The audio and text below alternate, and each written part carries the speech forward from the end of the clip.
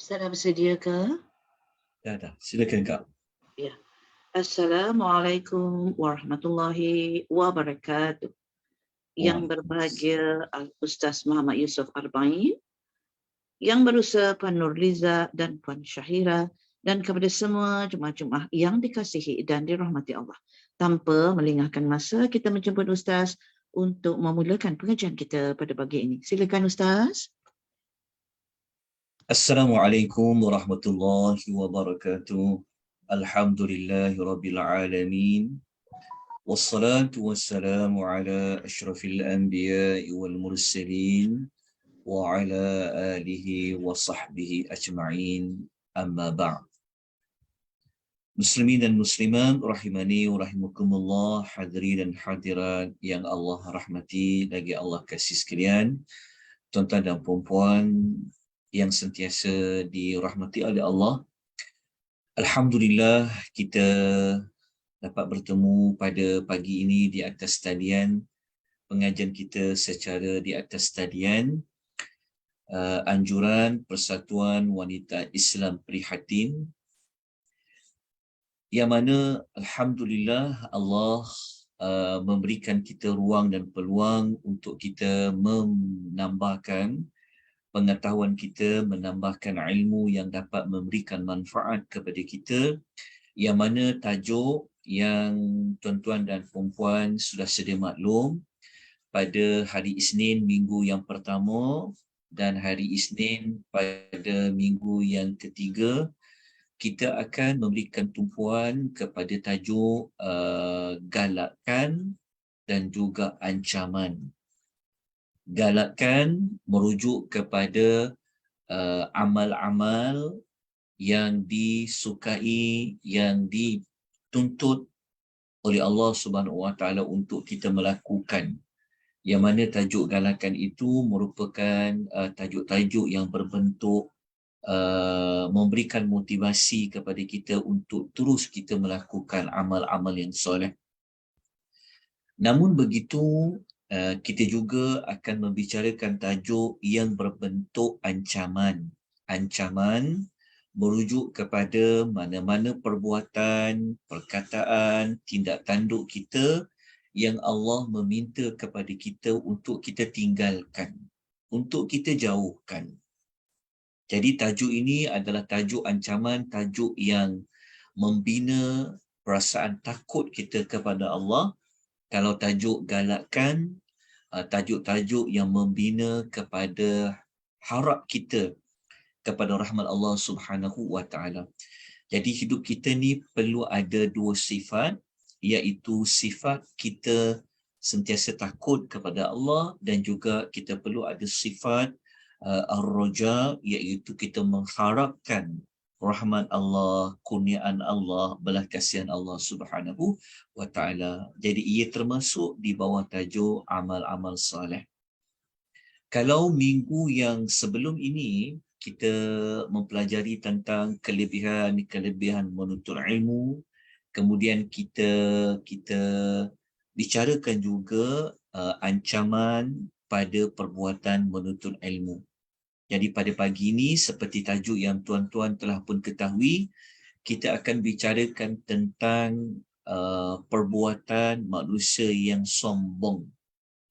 Jadi sombong ini merupakan salah satu penyakit jiwa, penyakit rohani yang kita kena tinggalkan. Kalau kita tidak berusaha untuk meninggalkan, kalau kita tak berusaha untuk kikis perasaan sombong ini di dalam hati kita, maka kita akan berhadapan dengan pelbagai kesan-kesan buruk yang telah pun dijelaskan oleh Allah, dijelaskan juga oleh Nabi SAW. Jadi kalau kita nak buat amal soleh ni tuan-tuan dan puan-puan, ia juga merujuk kepada amalan-amalan hati. Jadi sombong ini dia banyak berpaksikan kepada amalan hati, dan ia juga ada kaitan dengan tingkah laku kita, begitu juga dengan perkataan kita. Jadi moga-moga pada pagi ini kita dapat belajar dengan baik, kita dapat menambahkan pengetahuan kita dengan baik. Semoga Allah jauhkan kita daripada penyakit yang kita kata penyakit yang berat, dosa-dosa yang sangat berat di sisi Allah Subhanahu Wa Taala, iaitu sombong. Okay. Saya ada membuat pengedaran nota-nota seperti tajuk yang kita akan bincangkan ini, yang mana nota ini sebenarnya kalau tuan-tuan pernah mengikuti kelas-kelas anjuran Akademi Tadabbur, pernah kita merujuk tajuk ini sebenarnya, dan nota yang saya sediakan pada tuan-tuan perempuan itu sebenarnya adalah nota yang lama, yang mana nota itu asal-asalnya saya sediakan untuk pembentangan salah satu topik tema dalam Al-Quran adalah tentang sombong. Jadi tajuk itu sangat dekat dan sangat sesuai untuk kita letakkan di bawah tajuk galakan dan juga ancaman.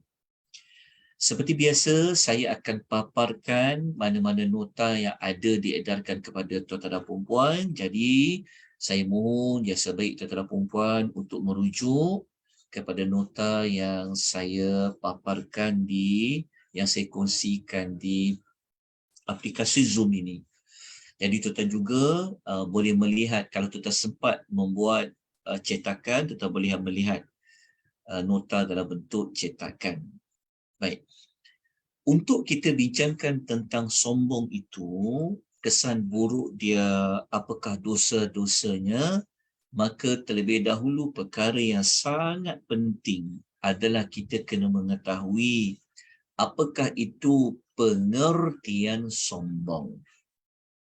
Apakah pengertian sombong?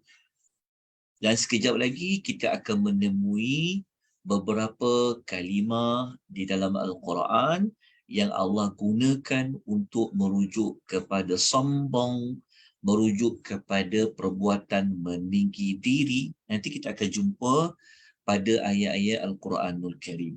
Jadi kita mulakan pengisian kita pada pagi ini dengan membincangkan apakah itu yang dikatakan sebagai sombong. Sabda Nabi SAW. Okay, ini bermakna definisi sombong ini kita merujuk kepada apa yang didefinisikan oleh Nabi SAW dalam hadisnya. Dalam satu ucapan baginda SAW, la yadkhulul jannata, tidak akan masuk syurga.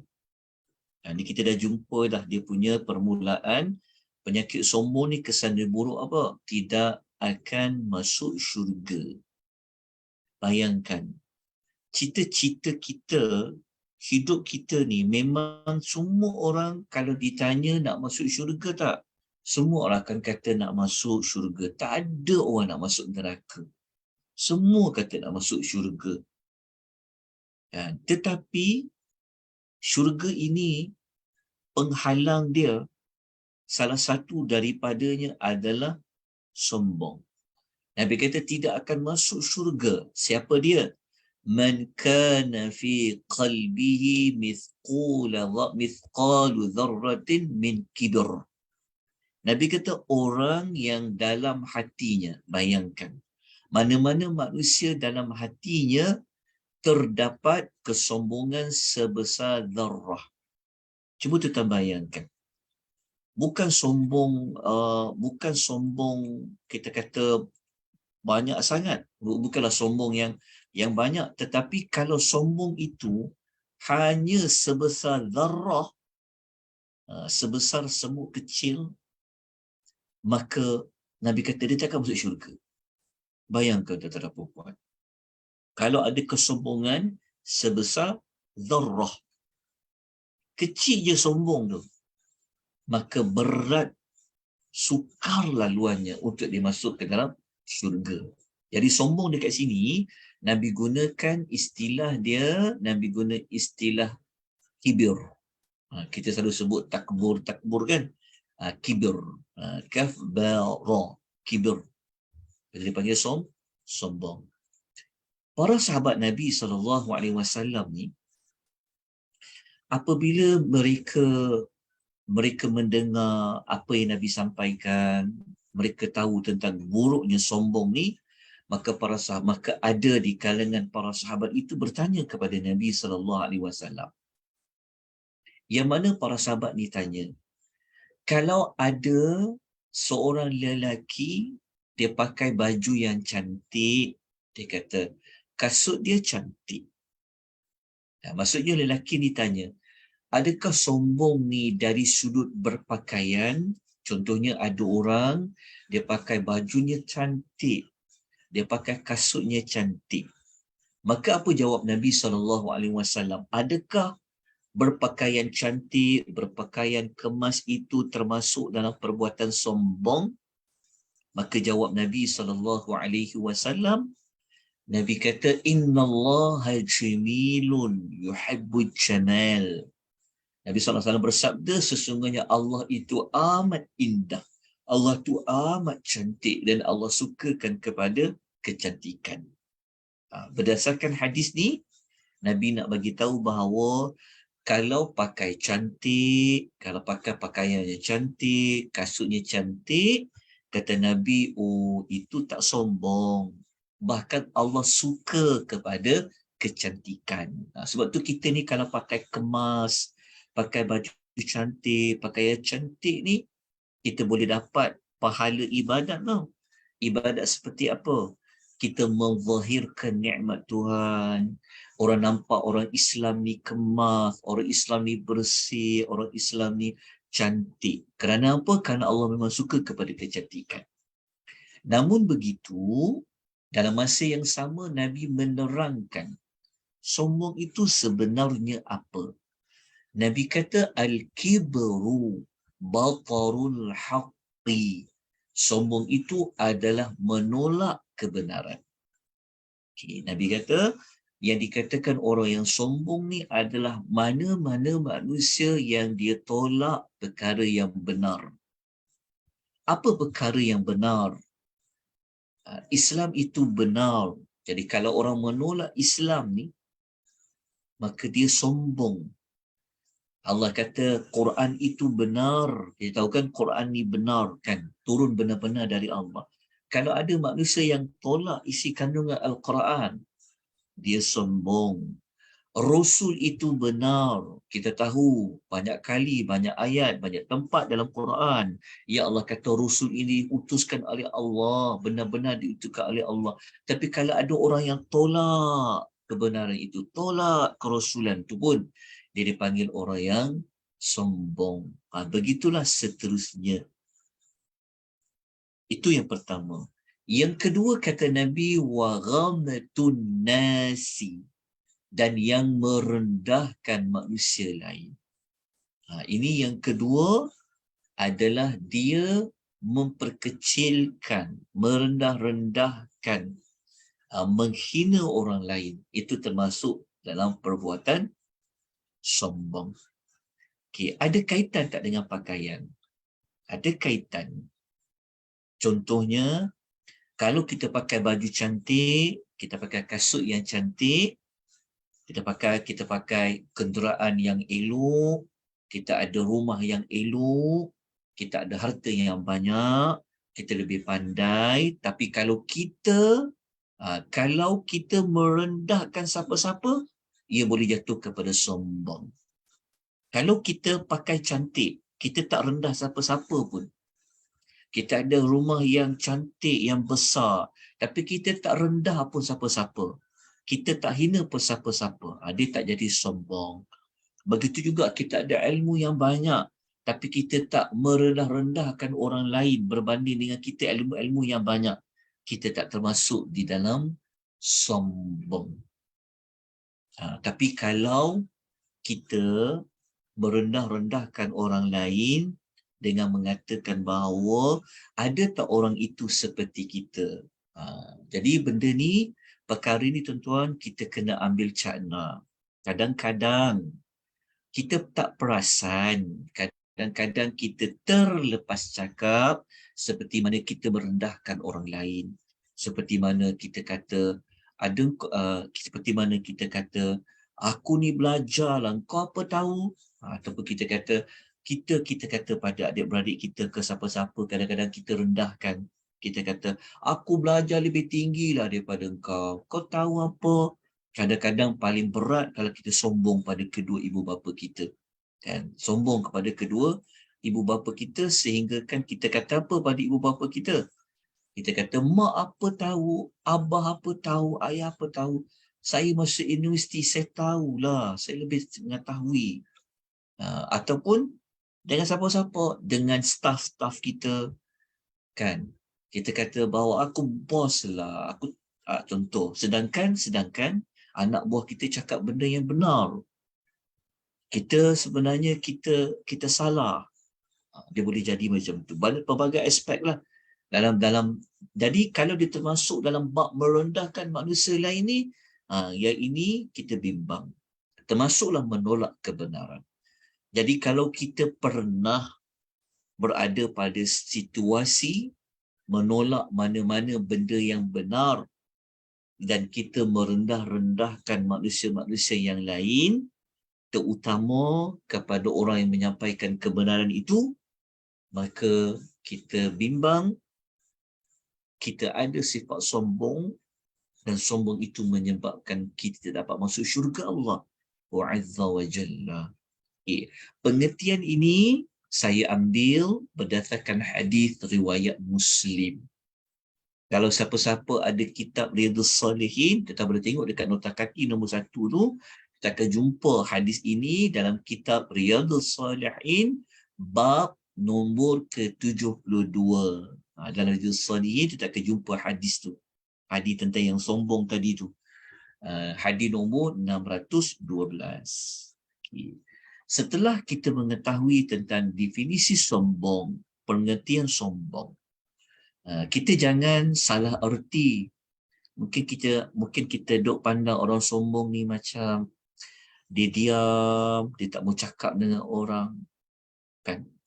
Kita tak boleh nak cepat-cepat mengatakan orang itu sombong. Mungkin kerana memang dia ni seorang yang pendiam ke, mungkin dia seorang yang pemalu ke, kita tak tahu. Tetapi kalau dia mendiamkan diri, nanti kita akan belajar bentuk-bentuk orang yang sombong. Orang yang sombong ni dia boleh nampak pada muka, pada cara berjalan dan pada kata-kata. Nanti kita akan lalui, insya-Allah kita akan sebut tanda-tandanya seperti mana yang diterangkan oleh Allah dan diterangkan oleh Nabi sallallahu alaihi wasallam. Okay, jadi kita terus masuk kepada tajuk. Kalau kita sombong, apa balasan buruk? Lepas tu nanti baru kita masuk kepada punca-punca. Macam mana nak ubat? Apa penawar? Macam mana nak bagi manusia berubah daripada sombong kepada merendah diri? InsyaAllah nanti kita akan kongsikan. Dalam nota tu ada maklumat-maklumat tersebut. Baik tuan-tuan dan puan-puan rahimani wa rahimakumullah. Kita terus pergi kepada kesan-kesan buruk jika kita sombong. Dalam nota ni saya ada sediakan lebih kurang dalam 9 kesan buruk pada orang yang sombong. Kita lihat dulu nombor bukan 9, lebih kurang ada 11. Ada 11 kesan buruk yang menjadi ancaman, amaran kepada siapa-siapa yang sombong. Dari 11 itu nombor 1, nombor 1, sombong kita kena jauhkan. Kenapa? Kerana sombong ini merupakan dosa pertama yang dilakukan oleh makhluk kepada Allah Azza wa Jalla. Kita bayangkan, cuba kita fikirkan dalam banyak-banyak dosa yang awal-awal makhluk telah lakukan terhadap Allah ialah sombong. Siapa makhluk tersebut? Sudah pasti makhluk tersebut adalah iblis. Iblis ni tuan-tuan dan perempuan, dia berada bersama dengan malaikat. Kedudukan dia mulia awal-awal iblis ni. Kan dia dapat berada di dalam syurga.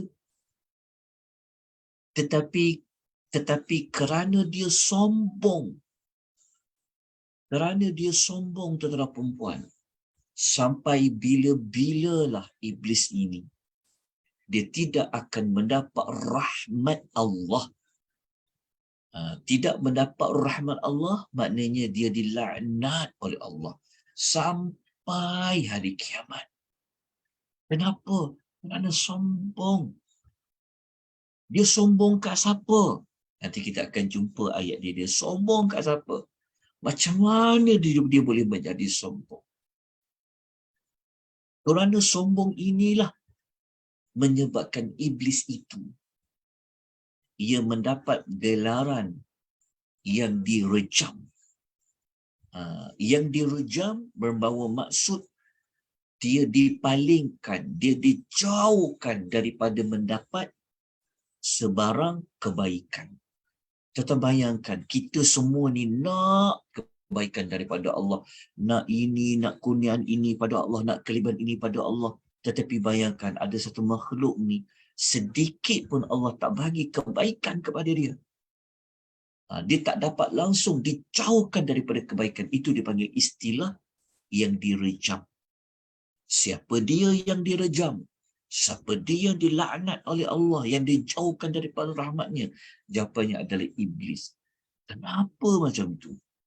Kerana iblis, dia telah melakukan dosa yang pertama dengan Allah Azza wa Jalla, iaitu dosa dia sombong. Allah menyebutkan maklumat ini dalam suratul Baqarah ayat 34. Allah Subhanahu wa taala berfirman, wa il qulna lil malaikati isjudu li adama fasajadu. Dan Allah kata, ingatlah ketika kami berfirman kepada para malaikat, sujudlah kamu kepada Adam. Maknanya Allah perintah supaya sujud kepada Adam. Allah perintah kepada malaikat, sujudlah kalian kepada Adam. Maka apa malaikat buat? Malaikat ikut tak? Malaikat tunduk tak kepada perintah Tuhan? Maka sujudlah mereka. Maknanya malaikat ni mendengar apa yang Allah perintahkan kerana Allah itu benar. Arahan Allah itu benar, kena diikuti. Maka malaikat pun semua sujud. Illa iblis, melainkan iblis. Kenapa iblis tak nak patuh perintah Tuhan ni? Yang pertama, Allah kata dia aba. Dia enggan nak sujud. Dia tak nak sujud. Apabila dia tak nak sujud, dia akan jadi wastakbar. Dia menjadi takbur. Jadi apabila dia takbur, wa kana minal kafirin. Dia termasuk di kalangan orang yang kafir. Kenapa kita kata dia adalah dosa pertama? Kerana dalam sejarah memang kita dapati tak ada mana-mana pelanggaran makhluk kepada Allah. Melainkan kita tahu kisah iblis terlebih dahulu yang dia tak mau sujud kepada Nabi Adam. Okey, kenapa dia enggan? Kenapa dia enggan? Kenapa dia enggan? Dia tak nak sujud.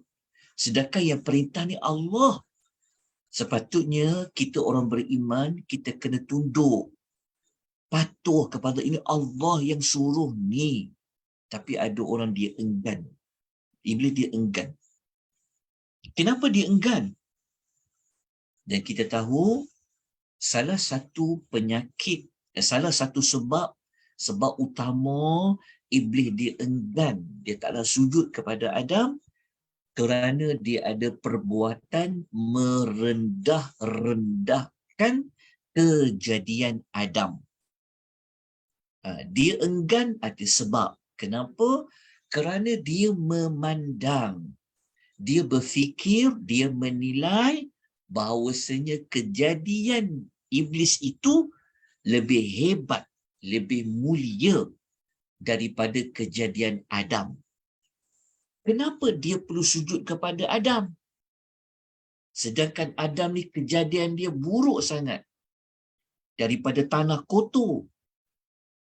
Dijadikan Adam tu berbanding apa yang dijadikan oleh Allah pada iblis. Jadi kita tak nak tahu maklumat lanjut ni, kalau kita tengok pada definisi kan, tengok pada tajuk definisi tu, kita tengok antara ayat lah, ni ayat kita tengok muka surat nombor ni, muka surat nombor 2 dalam nota tu, tengok surah Al-A'raf ayat 12, muka surat 152, kita akan jumpa alasan kenapa iblis tu dia enggan, dia tak nak, dia abah, kenapa dia enggan? Kenapa dia enggan sujud kepada Adam tu? Jadi kalau kita baca dalam surah Al-A'raf ayat nombor 12, kita akan menemui salah satu jawapan dia dekat sini. Dia kata apa? Apabila Allah tanya pada dia, kenapa engkau enggan sujud kepada Adam?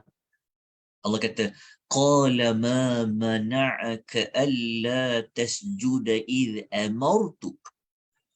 Allah berfirman, Allah tanya dekat iblis, apakah penghalangnya? Allah tanya, apa penyebabnya yang menyekat engkau daripada sujud ketika aku perintah kepada engkau? Allah tanya, aku sendiri perintah kepada engkau kan iblis.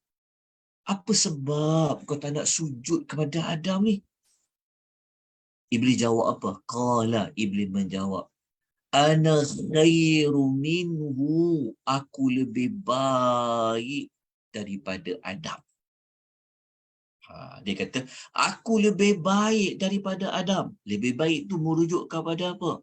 Dijelaskan, iblis menjelaskan. Dia kata, khalaqatni min nar, engkau ciptakan aku dari api, wa khalaqatahu min tin, sedangkan engkau jadikan Adam itu dari tanah.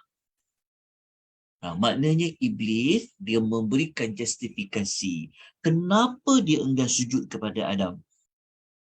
Kerana dia merasakan dirinya lebih baik daripada penciptaan Adam. Adam daripada tanah.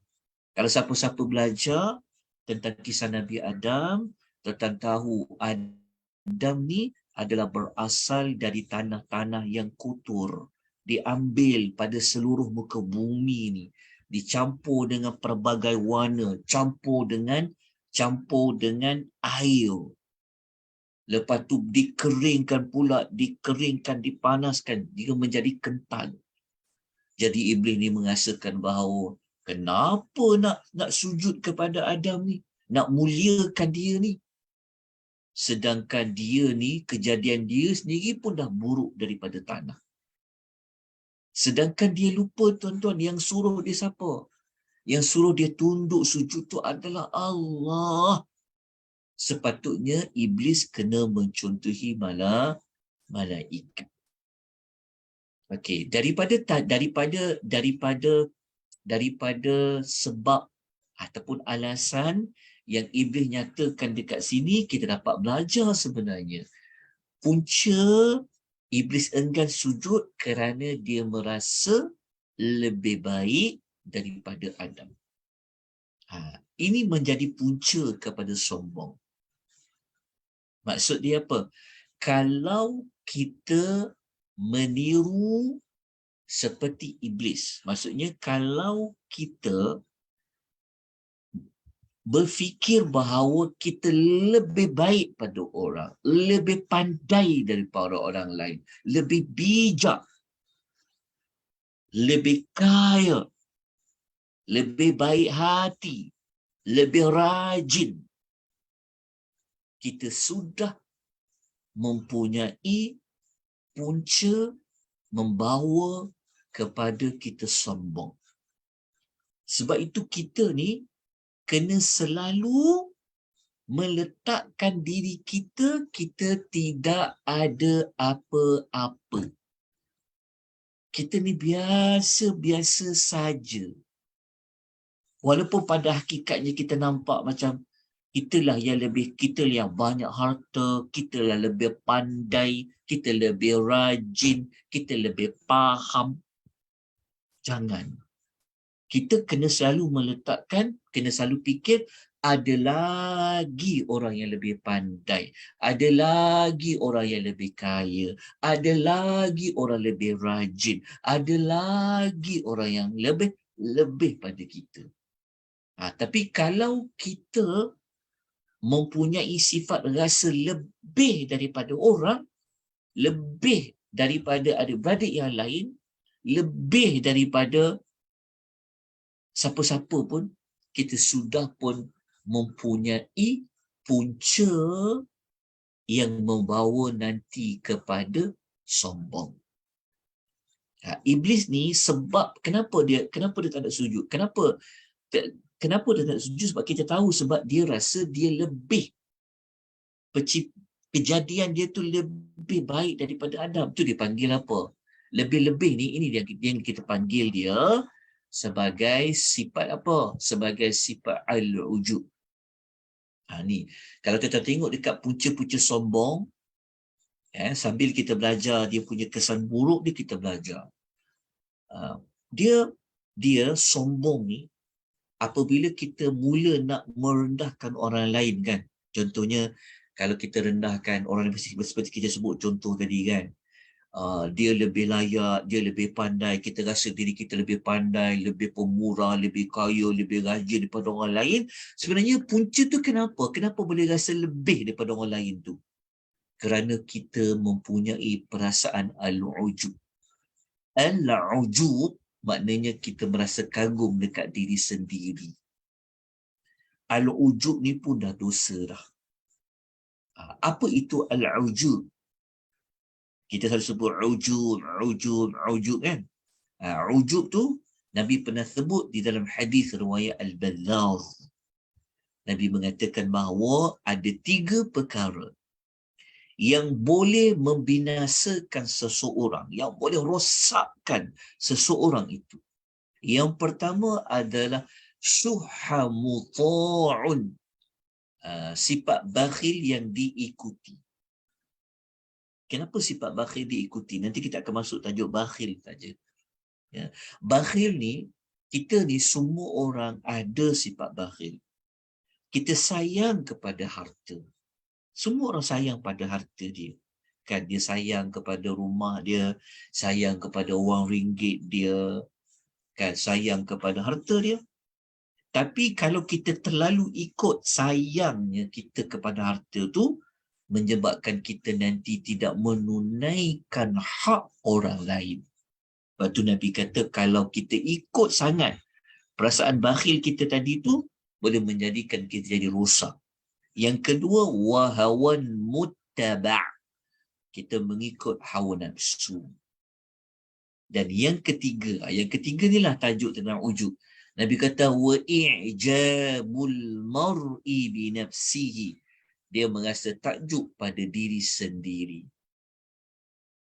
Takjub pada diri sendiri ni, dia ada takjub, dia rasa kagum. Waktu kita ni kena selalu bersihkan jiwa kita daripada kita merasa kita lebih baik.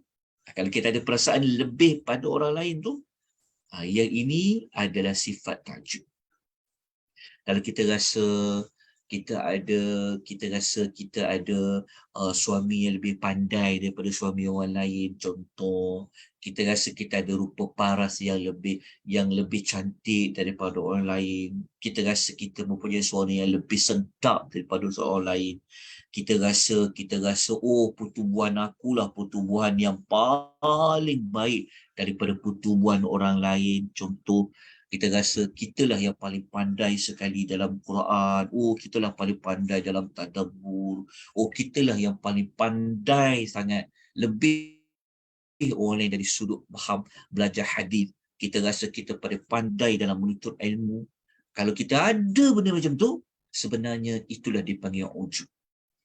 Maka apabila kita ada perasaan, pemikiran seperti itu, maka ia akan membawa kepada jatuhnya sifat sombong. Dia akan bawa nanti kepada engkau ada. Kau tahu aku siapa?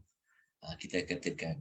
Jadi dia akan bawa kepada kita nak membandingkan diri kita dengan orang lain.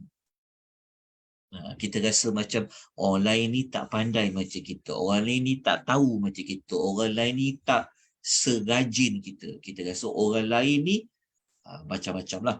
Okay, jadi sambil-sambil kita belajar tentang kesan buruk, kita belajar tentang punca dia. Nanti saya akan sebut apa punca-punca yang lain. Okey. Begitu juga tuan-tuan, kalau kita nak belajar lagi, kita tengok contoh kisah kisah Firaun ya. Tengok contoh kisah Firaun pula. Okey. Firaun kita kan sedia maklum. Firaun dia telah berlaku sombong kepada Nabi Musa. Sedangkan Nabi Musa ni dia tak ada kepentingan apa-apa pun. Dia cuma ajak supaya beriman pada Allah. Berimanlah kepada wahyu yang dia sampaikan. Tapi kenapa Firaun ni dia sombong juga kepada Musa? Ingat definisi sombong tadi apa dia? Dia menolak kebenaran. Dia menolak wahyu Nabi Musa sampaikan. Dia tolak kerasulan Nabi Musa tu. Dalam masa yang sama Firaun ini dia telah merendah-rendahkan Nabi Musa. Kita nak tahu Firaun dia merendahkan Nabi Musa ni melalui apa? Kalau kita baca dekat surah Az-Zukhruf ayat nombor 52, kita akan dapati Firaun ini dia mempunyai sifat kagum kepada diri sendiri. Dia merasakan dia lebih bagus daripada Musa, menyebabkan dia sanggup menolak kebenaran. Ni yang kita nak kuatkan tajuk tentang orang yang sombong ini. Dia berpunca daripada dia merasa kagum kepada diri sendiri. Apabila dia rasa kagum dengan diri sendiri itu, maka tak mustahil dia tak nak dengar apa pun orang cakap. Seperti mana Firaun, dia tak nak dengar apa Musa cakap. Walaupun Nabi Musa bawa bukti depan mata, walaupun Nabi Musa tunjukkan mukjizat depan mata, dia ini memang seorang rasul, tapi kerana sombong ni, lepas tu pula kalau dia ada sombong ni, dia akan mula mencari-cari kekurangan orang lain. Pernah tak berlaku kepada kita? Kita tak nak dengar cakap adik-adik kita. Alasan kita apa? Aku Kak Long lah. Aku makan garam dulu daripada engkau. Biasa tak kita gunakan dekat? Kan selalu kan kita jumpa macam tu kan? Oh, abang Long lah, Kak Long lah. Kadang-kadang adik bongsu bagi nasihat. Nasihat benda betul. Tapi tak nak dengar tolak. Kenapa? Kerana alasan kita lebih makan garam dulu daripada adik kita. Ada pula tak nak terima. Sebab apa? Sebab dia mentang-mentang dia belajar tinggi luar negara, belajar luar negara. Sedangkan adik-beradik dia ni belajar APTA dalam Malaysia je. So dia dah mula act, dia mula takbur, orang bagi nasihat, orang tegur, tak nak dengar dia. Dia sanggup tolak kebenaran tu, tolak nasihat tu. Dan akhirnya membawa dia kepada apa? Kepada merendah-rendahkan pendidikan latar belakang orang-orang yang lain. Pernah tak kita merendah-rendahkan anak buah kita? Aku bos kau lah.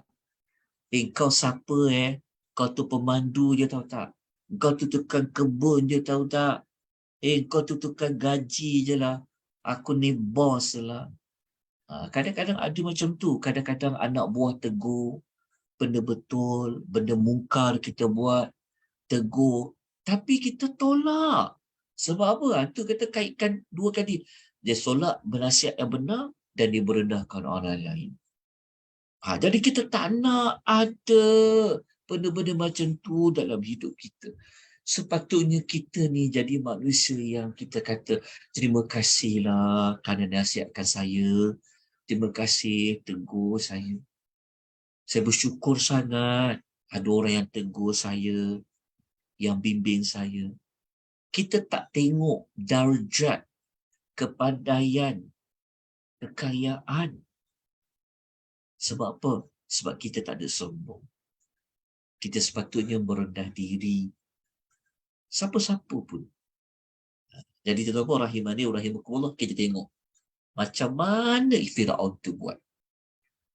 Kenapalah dia sanggup tolak dakwah Nabi Musa ni? Antara sebab dia kita tengok dekat ayat dia. Tengok ya. Firaun ketika dia menyuruh kepada kaumnya, dia kata apa? Dia kata, ya qaumi, wahai kaumku, dia kata, alaysa li mulku Misra wa hadhihi al-anharu tajri min tahti. Dia kata, hei kaumku, dia kata, kerajaan Mesir ni siapa yang punya? Dia kata, akulah yang punya, aku yang kuasai, dia kata. Dan sungai-sungai mengalir di bawah istanaku ini, siapa yang punya? Firaun ni, dia merasa diri dia memiliki segala-galanya. Dia duk ingat kekayaan dia tu dia punya, bumi Mesir tu dia punya, sungai-sungai tu dia yang punya. Lepas tu dia kata dekat kaum-kawan, dia kata dekat kaum dia, korang nampak tak? Bukti kan? Lepas tu dia merendah-rendahkan Nabi Musa. Dia cakap apa? Dia kata, am ana khairun. Nampak tak perkataan lebih baik? Dia kata, bahkan bukankah aku lebih baik daripada orang yang hina ini? Wala yakadu yubin. Dan yang hampir-hampir tidak dapat menjelaskan perkataannya. Tengok Musa tengok Firaun. Mula-mula dia kata apa? Dia kagum dengan apa? Dia kagum dengan harta dia yang banyak. Ada. Kita kena jauhkan perbuatan berbangga-bangga dengan pangkat kita, dengan harta kita. Lepas tu pula, dia merendahkan Nabi Musa. Dia cakap apa? Bahkan aku ni kalau nak dibanding dengan Musa, alah, Musa ni hina dia ni. Lepas tu dia kata, dalam Musa cakap pun tak berapa lancar. Begitu. Dia kata kepada Nabi Musa. Ada tak kata-kata kita selama ini, perbuatan kita selama ini, yang ada sipi-sipi macam Firaun, yang ada sipi-sipi macam Iblis terhadap Adam, Firaun terhadap Nabi Musa? Ataupun ada tak persamaan watak Iblis, apa yang Iblis katakan kepada Adam itu, Firaun kata kepada Nabi Musa itu dengan apa yang kita lakukan? Na'udzubillah. Kalau kita ada perbuatan dan nak pergi-pergi seperti ini, kita kena berhenti. Taubat pada Allah, istighfar. Kalau kita pernah buat istighfar pada Allah, taubat pada Allah, taubat kepada Allah. Nanti kita akan belajar pada tajuk siri 2 nanti. Macam mana nak buang perbuatan rasa lebih daripada orang lain ni? Macam mana kita nak buang perasaan itu? Nanti kita akan belajar dekat siri yang kedua. Kadang-kadang kita terlupa. Kita belajar kelebihan solat lah, kelebihan zikir lah, kelebihan puasa lah. Betul tak? Kita belajar banyak tajuk kelebihan. Tapi kita terlupa ada perangai buruk yang kita telah bawa dalam hidup kita. Disebabkan kita banyak sangat amal, banyak sangat belajar, menyebabkan kita merendah-rendahkan orang lain yang amal tak banyak. Kita merendah-rendahkan orang lain yang belajar tak berapa banyak, yang tak pandai. Kita bimbang orang yang kita rendah-rendahkan itulah yang pergi syurga. Kita yang rasa lebih baik daripada orang lain itu, Allah campakkan kita masuk ke dalam api neraka. Kalau kita baca hadis definisi tadi, bukan sebesar gunung sombong baru masuk neraka. Sekecil seberat zarah. Allah masukkan ke dalam api neraka. Na'udzubillah. Jadi kita istighfarlah banyak-banyak pada Allah, taubat kita.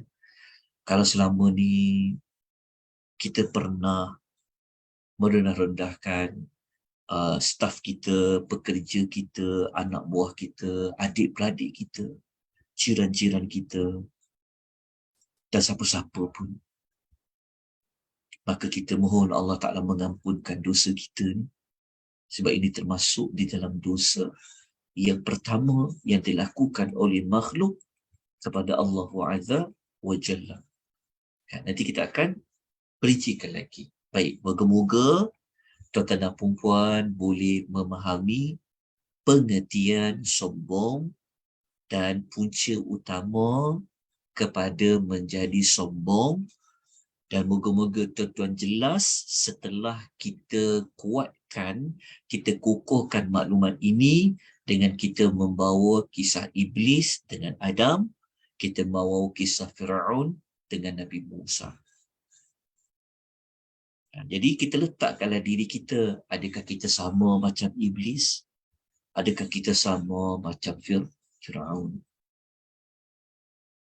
Hanya kita saja yang tahu. Orang lain mungkin tak perasan. Tapi kita yang belajar ni, memang tujuan kita nak ubah diri kita, nak baiki diri kita.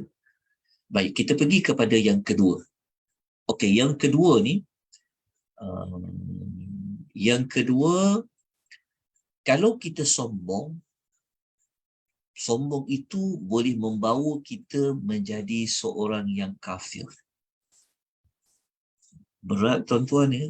Bukan sekadar ia merupakan dosa yang pertama dilakukan oleh seorang makhluk kepada Tuhannya, tetapi dosa ini boleh membawa seseorang itu jatuh kepada perbuatan kufur. Dia menjadi kafir. Seperti mana ya Allah sebut dalam surah Sad ayat 73 dan 74. Ketika mana Allah Ta'ala kata fasajadal malaikatu kulluhum ajma'un. Lalu seluruh malaikat itu bersujud, semuanya bersujud kepada Adam illa Iblis, kecuali Iblis. Dia kenapa?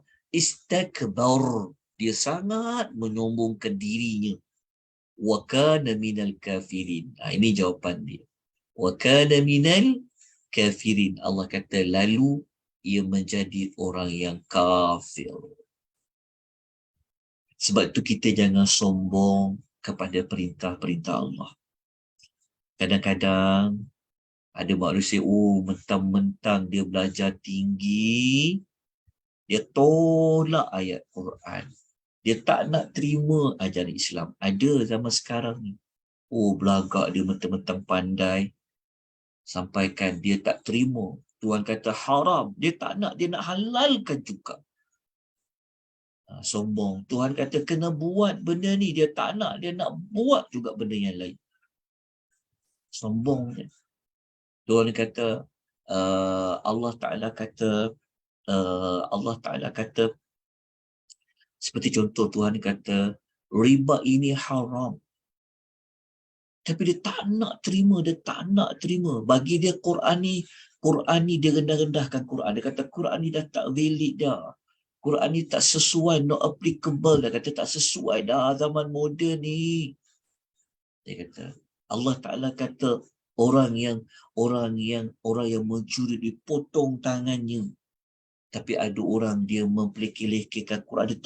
Dia tak nak buat hukuman potong tangan tu. Sedangkan dia orang Islam, bagi dia, nanti kalau potong tangan ni macam mana? Semua orang tak ada tangan lah nanti. Ataupun kita kata, nak tak valid lah hukum ni. Faham tak? Sedangkan itu Allah yang kata. Sama tak macam Allah perintahkan Iblis sujud kepada Adam? Siapa perintah? Allah yang perintah. Samalah juga Allah perintah kita kepada hukum hakam. Tapi tak nak buat, enggan. Sebab apa? Sebab sombong. Sebab apa jadi sombong? Kita rasa ilmu kita, kepandaian kita rasa ia lebih sesuai dengan apa yang Allah tetapkan dalam Quran. Tak boleh.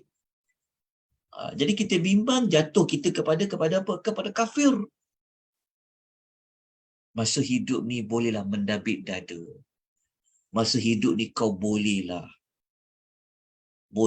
kita nak kata orang belagak, kan? Sehingga dia pandang kebenaran Al-Quran itu kecil.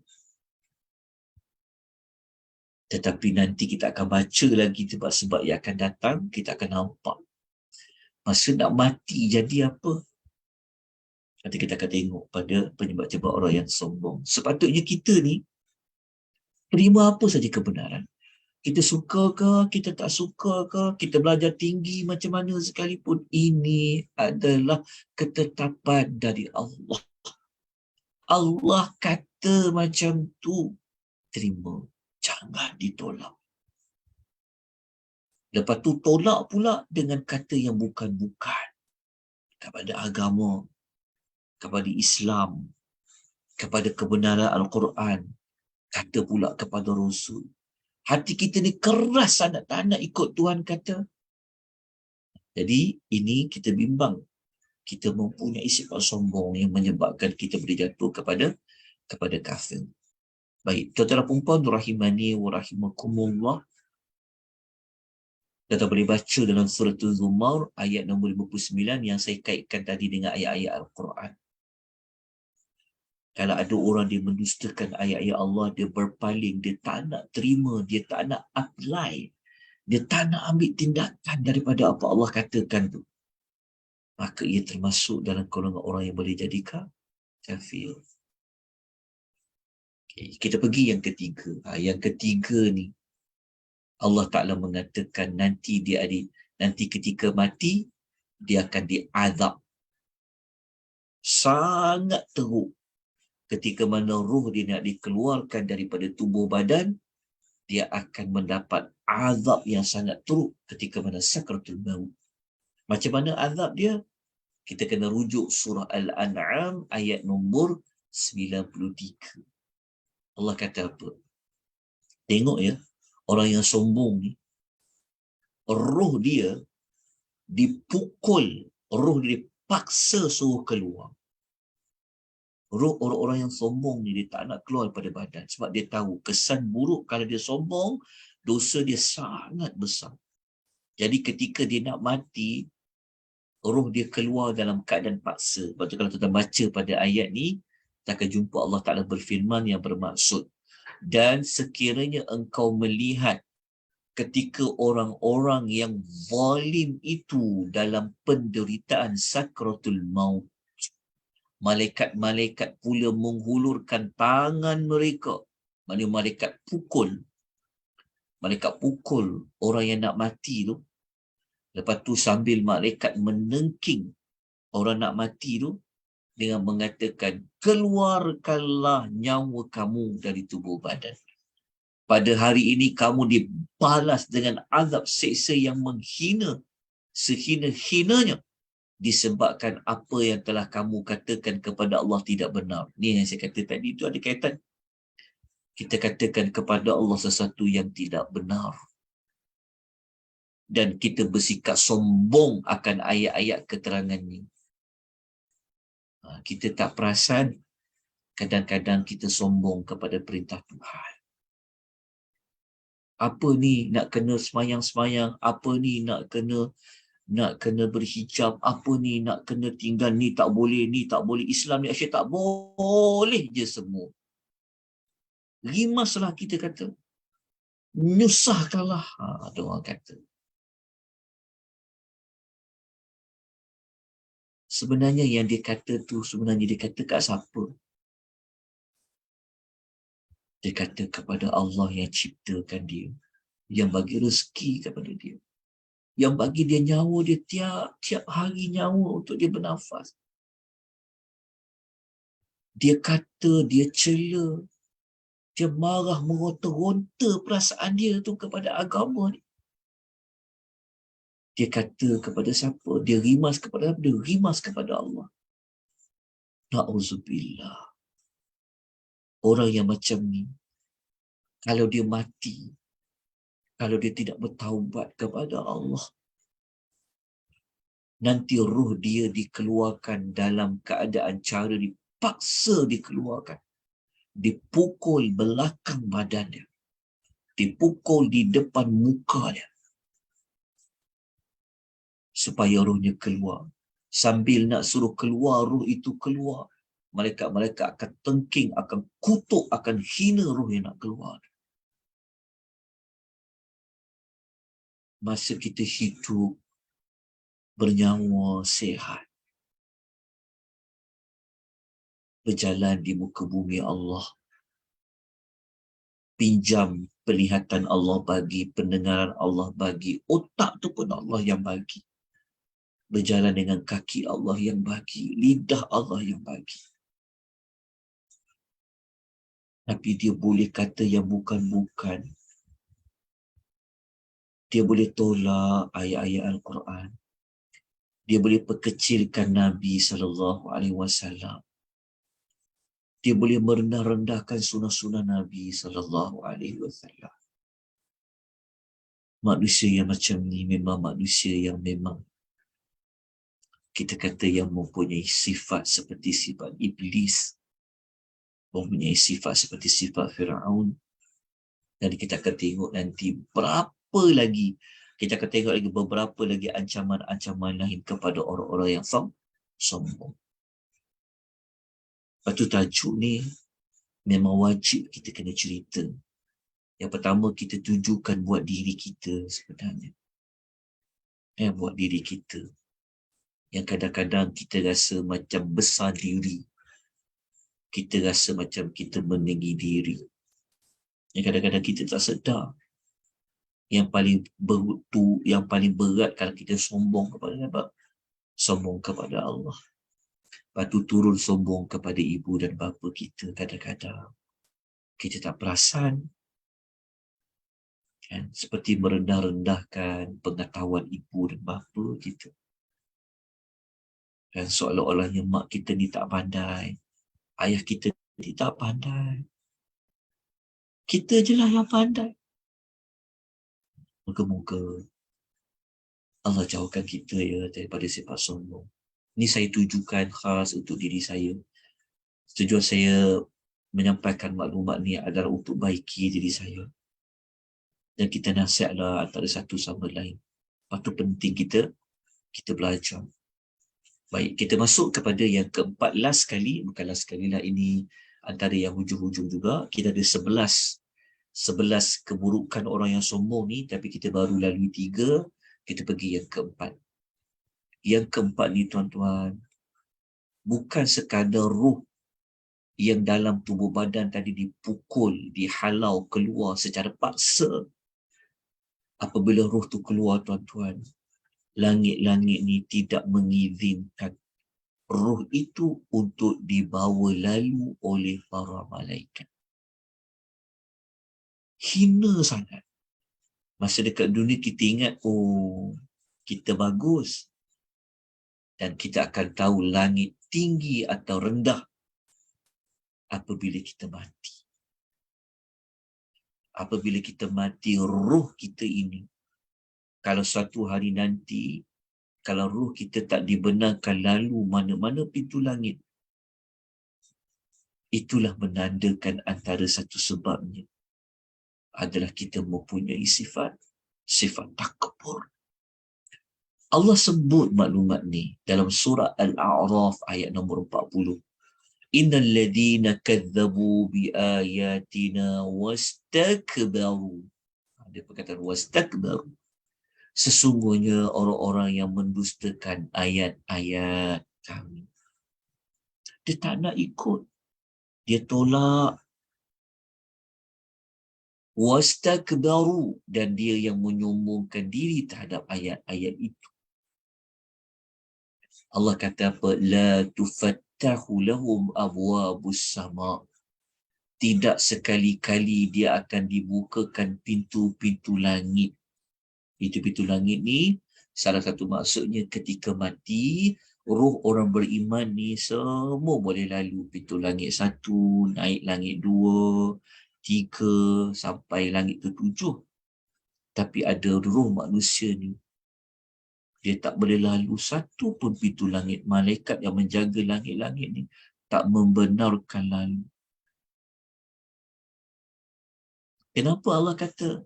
Kerana masa hidup, dia berpaling daripada ayat-ayat Allah. Dia tinggalkan semua pesanan Allah, amaran Allah, peringatan Allah, hukum maka Allah. Dia tak nak dia berpaling. Dia lebih suka mengikut hawa nafsu dia. Bagi dia ikut Quran ni rimas, payah, susah. Lepas tu, sombonglah diri dia. Dia anggap dia lebih. Dia ingat hukum yang dia buat sendiri, penilaian dia buat sendiri itu lebih bagus daripada tu. Tak sekali-kali dia akan dibuka pagi-paginya beri pintu-pintu langit. Lepas tu Allah Ta'ala kata mustahil dia akan dapat masuk syurga. Mustahil dia akan dapat masuk syurga. Sehingga kan Allah membawa satu perbandingan. Kalau dia boleh masuk syurga, kata Allah, dia tak akan dapat masuk syurga sehinggalah unta masuk ke dalam lubang jarum. Maksudnya Allah kata dia tidak akan masuk syurga sehinggalah unta dapat lepas lalu daripada lubang jarum. Ada tak mana-mana unta kalau kita ada jarum, kita lepaskan unta tu melalui lubang jarum? Siapa boleh buat? Kita benang yang kecil, benang tu pun kita nak masuk lubang jarum tu pun terkebil-kebil nak masuk. Betul tak? Masuk, digulung benang tu nak masuk lubang jarum pun tak masuk gitu. Itu kecil pun susah nak masuk, apatah lagi yang besar unta. Maknanya Allah Ta'ala kata mustahil dia akan dapat masuk syurga. Inilah beratnya orang-orang yang sombong, terutama kepada ayat-ayat Allah, berpaling daripada ajaran-ajaran agama. Okay, tuan-tuan rahimani wa rahimakumullah, kita pergi kepada yang kelima. Okay. Yang kelima, sudah pastilah mereka akan dimasukkan ke dalam neraka. Dia akan dimasukkan ke dalam neraka. Okay, kejap. Dalam neraka. Okey. Untuk dalil sokongan yang menyokong kepada perkara yang kelima dimasukkan dalam neraka ni, dan nota yang ada di tangan tuan-tuan dan perempuan, saya ada bawa banyak ayat-ayat Al-Quran. Antaranya, saya nak tengokkan tuan-tuan dan perempuan, kita buka surah ni. Kita tengok surah An-Nahl, ayat nombor 29, muka surat 270 dalam Quran. Allah Ta'ala mengatakan, fadkhulu abwaba jahannam khalidina fiha. Allah kata, masuklah melalui pintu-pintu neraka Jahannam. Allah kata, tinggallah kekal dalam tu buat selama-lamanya. Kenapa Allah suruh masuk melalui pintu-pintu neraka Jahannam? Lepas tu kekal. Siapa yang masuk ni? Falabitha mathwal mutakabbirin. Allah kata, itulah seburuk-buruk tempat bagi orang-orang yang sombong. Begitu juga dalam surah Al-Mu'min, surah Ghafir, ayat nombor 76. Macam tu juga Allah Ta'ala sebut dalam bagi surah Al-Zumar, ayat nombor 60. Begitu juga kita boleh lihat dalam surah Al-Zumar, ayat nombor 72. Begitu juga kita boleh lihat dalam surah Al-A'raf, ayat nombor 36. Okay, ayat-ayat yang saya nukilkan dalam nota tuan-tuan perempuan tu, itu semua adalah ayat-ayat yang menyebutkan tentang balasan yang kelima, tidak dimasukkan mereka ke dalam neraka. Na'udzubillah. Dimasukkan mereka ke dalam neraka. Maafkan saya tersalah. Na'udzubillah, semoga Allah melindungi kita daripada api neraka. Teruknya orang yang sombong kan. Masa nak mati, dia akan dapat penyiksaan ketika roh nak keluar. Setelah roh keluar pun, roh-rohnya dihina, tidak diberi laluan untuk melipasi mana-mana pintu langit. Lepas tu Allah masukkan mereka ke dalam neraka. Muslimin dan muslimat rahimani wa rahimakumullah, kita lanjutkan terus kepada yang keenam. Yang keenam ni kalau masuk neraka dapat azab yang macam mana? Mereka akan dapat azab yang sangat pedih dan azab yang sangat hina. Dalam masuk neraka, dapat pula azab yang hina dan azab yang pedih. Okay. Yang nombor 6 ni, ada beberapa ayat yang saya ada nukilkan di dalam nota tersebut. Salah satu daripadanya, tuan-tuan dan puan-puan, mari kita tengok surah Al-Ahqaf ayat nombor 20. Surah Al-Ahqaf ayat nombor 20. Ayat ni Allah cerita tentang dekat dunia macam-macam dah dapat nikmat, dah dapat kesenangan, dapat keselesaan tempat penginapan, kenderaan yang bagus. Macam-macam Allah bagi dekat dunia pada dia. Tapi di hari akhirat, Allah tukar dia dapat azab yang macam-macam. Kenapa? Kita kena baca ayat dia. Allah kata, وَيَوْمَ يُعْرَضُ الَّذِينَ كَفَرُوا عَلَى النَّارِ. Dan ingatlah semasa orang-orang yang kafir itu didedahkan kepada neraka. Mereka dibawa kepada neraka. Lalu dikatakan kepada mereka. Ini dipanggil azab dalam bentuk jiwa. Maknanya azab yang, maksudnya azab ni azab dalam bentuk torture mereka. Psycho mereka ni azab dari sudut rohani mereka. Allah nak torture jiwa mereka semasa orang-orang kafir tu dia dapat melihat neraka. Lalu dikatakan kepada mereka apa? Adhahabtum tayyibatikum fi hayatikumud dunya wastamta'tum biha. Okay, ketika mana mereka nampak neraka ni,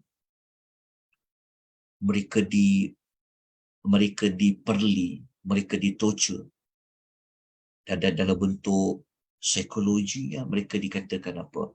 Kamu telah habiskan nikmat-nikmat kesenangan kamu dalam kehidupan dunia kamu. Kan kamu dah gunakan kesenangan itu dengan sebaik-baiknya. Maksudnya Tuhan kata apa? Dekat dunia macam-macam korang dapat. Dan korang dah guna pun kesenangan itu dengan sehabis-habisnya. Kau kan dah senang dekat dunia? Maka ketika itu Allah kata, "Falyawma", hari ini pula, kata Allah, "tujzauna azabal hun", kamu akan dibalas dengan azab yang menyebabkan kamu jadi hina, bima kuntum tastakbiruna fil ardi, kerana kamu bersikap sombong di muka bumi ini. Yang mana sikap sombong kamu di muka bumi ini memang tak ada alasan pun yang menyokong kepada kenapa kamu kena bersikap sombong. Kamu tak ada sebab pun yang menyebabkan kamu boleh jadi sombong, kata Allah. Dan kamu juga telah menjadi kumpulan orang yang tafsukun, orang-orang yang sentiasa berlaku fasik. Ni ayat ni. Ialah orang yang sombong ni, antaranya adalah orang-orang yang mesti dia rasa dia lebih pada orang lain kan. Ni menunjukkan orang ni, dia macam-macam dia dapat nikmat. Dia dah lalui dah nikmat dekat dunia. Allah kata, dekat dunia dulu dah lalui semua kan. Dah makan sedap, dah minum minuman yang best-best. dapat nikmat macam-macam dah kamu lalui, kata Allah. Tapi sekarang kamu mendapat azab yang pedih. Itu baru satu ayat yang kita baca pada surah Al-Qadr ayat 20. Jadi kita kena baca dalam satu lagi surah. Kita tengok dalam surah An-Nisa ayat 173. Allah kata wa ammal ladzina stankafu wastakbaru fayu'adzibuhum 'adzaban alima.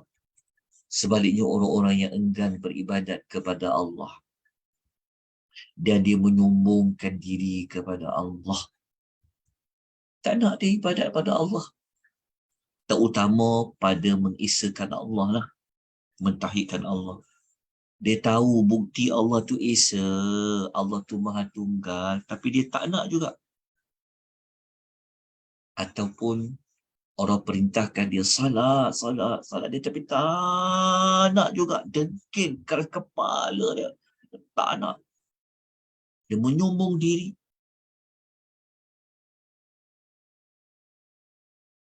Maka Allah akan menyiksa mereka dengan azab siksa yang tidak terperi sakitnya.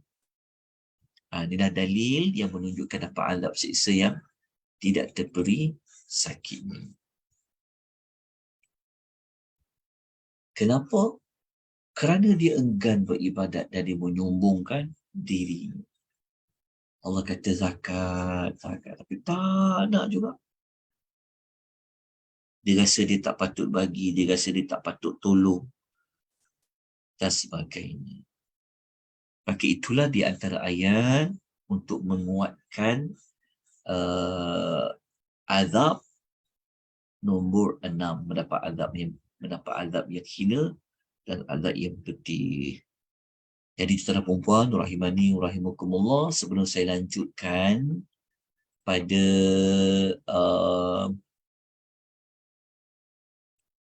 pada perkara yang ketujuh, pada apa kesan buruk yang ketujuh, ada mana-mana persoalan, pertanyaan dari tuan-tuan dan perempuan rahimani rahimakumullah? Ada persoalan ke pertanyaan? Setakat ni boleh faham, boleh jelas tentang pengertian sombong, puja-puja kepada sombong, yang lain ada ke? Ataupun ada siapa-siapa yang ingin membuat penambahan, siapa-siapa yang ingin berkongsikan mana-mana maklumat tentang sombong pun sangat dialu-alukan. Muslimin dan muslimat rahimani wa rahimakumullah. Kalau tiada, kita sambung satu lagi. Kita tengok azab, kita tengok apa bentuk ya, apa amaran yang ketujuh pula. Okey. Tengok yang ketujuh Okey, yang ketujuh, kita dihalang oleh Allah untuk memasuki syurga. Kalau tadi dimasukkan ke dalam neraka, yang ini dihalang ia memasuki syurga. Dihalang ia memasuki, dihalang ia berada di dalam syurga. Ini kita bawa datangkan kisah iblis. Yang mana iblis ni kan kita tahu dia berada di dalam syurga.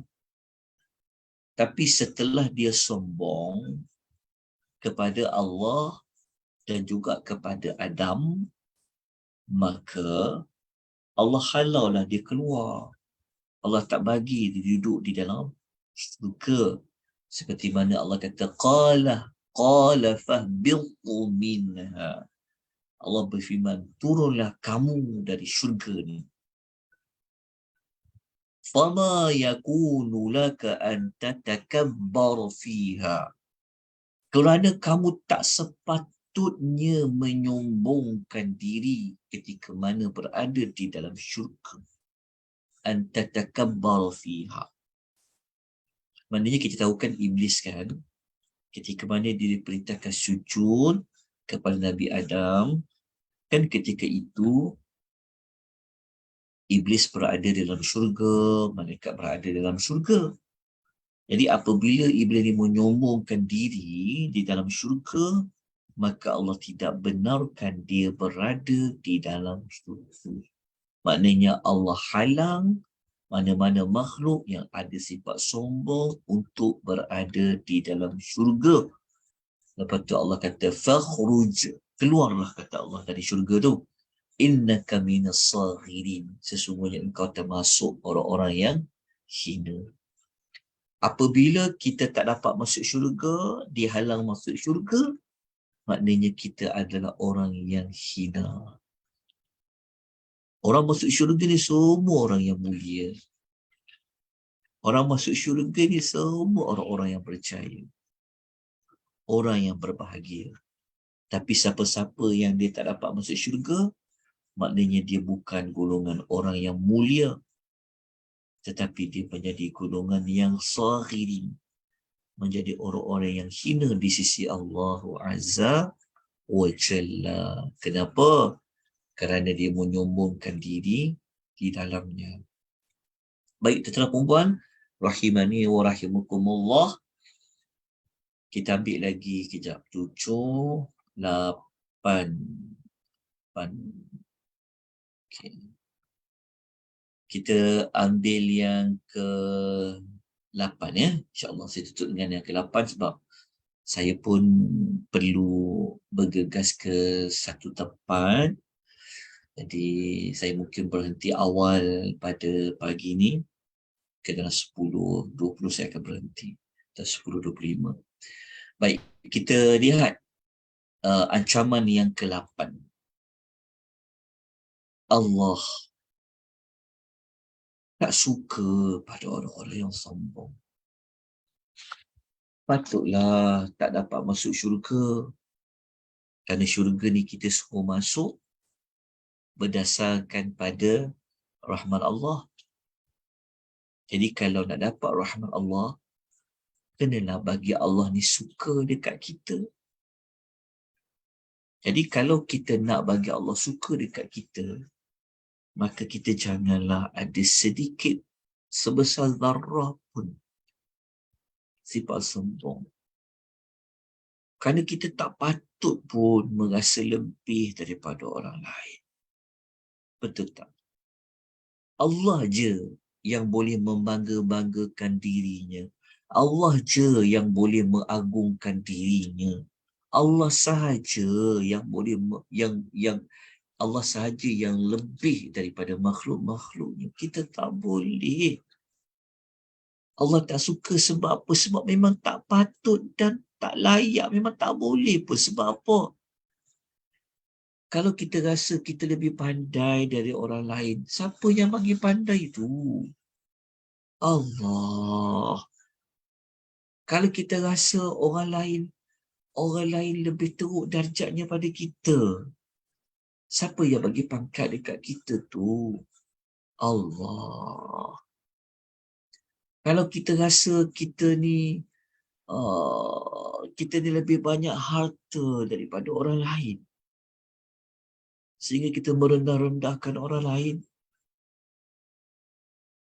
harta tu siapa yang bagi? Jawapannya adalah Allah. Jadi kalau semua itu milik Allah, semua datang daripada Allah, Kenapa kita perlu rasa kita ni lebih daripada orang lain?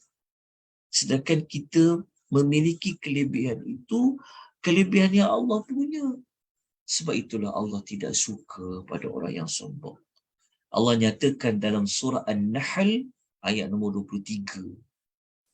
Allah kata, la jarama anna Allah ya'lamu ma yusirruna wa ma yu'linun. Innahu la yuhibbul mustakbirin. Tidak diragukan lagi sesungguhnya Allah mengetahui apa yang mereka rahsiakan dan apa yang mereka zahirkan. Sesungguhnya Allah tidak menyukai orang-orang yang sombong. Innahu la yuhibbul mustakbirin. Allah tak suka pada orang yang sombong. Tapi Allah suka kepada siapa? Semua orang tahu lawan kepada sombong adalah tawaddu', iaitu merendah. Allah suka sangat kepada manusia yang merendah diri, bukan orang yang meninggi diri. Tuan-tuan dan puan-puan, rahimani wa rahimakumullah, saya berhenti di sini. InsyaAllah nanti kita boleh sambung lagi siri yang kedua. Lebih kurang tinggal lagi 9, 10, 11, 12. Ada 4 lagi keburukan, amaran kalau kita bersifat, kalau kita mati dalam keadaan kita sombong. Kita akan bincangkan lagi ada 4 ancaman, 4 kesan buruk. Lepas tu kita terus mendalami tajuk sombong ni adalah dengan mengetahui apa lagi punca sebenar orang boleh jadi sombong ni. Dan kita juga akan belajar tentang bagaimana cara yang terbaik untuk menghalang kita daripada kita menjadi menghalang kita daripada kita mempunyai sifat yang kibir, sifat yang sombong. InsyaAllah nanti kita kupas pada 2 minggu lagi, iaitu Isnin minggu yang ketiga. 2 minggu lagi, insya-Allah. Baik, saya berhenti di sini. Saya mohon ampun dan maaf kalau ada kekurangan, kelemahan dalam penyampaian, dalam penyediaan nota, dalam menghebahkan maklumat kepada tuan-tuan dan puan-puan. Saya mohon ampun dan maaf kalau ada salah silap saya dalam menyampaikan maklumat ni, tolong diberikan teguran. Jadi saya sudahi pengisian kita pada pagi ini dengan ucapan aqulu qawli hadza wa astaghfirullahal azim wa billahi taufiq wal hidayah. Wassalamualaikum warahmatullahi wabarakatuh. Waalaikumsalam warahmatullahi wabarakatuh.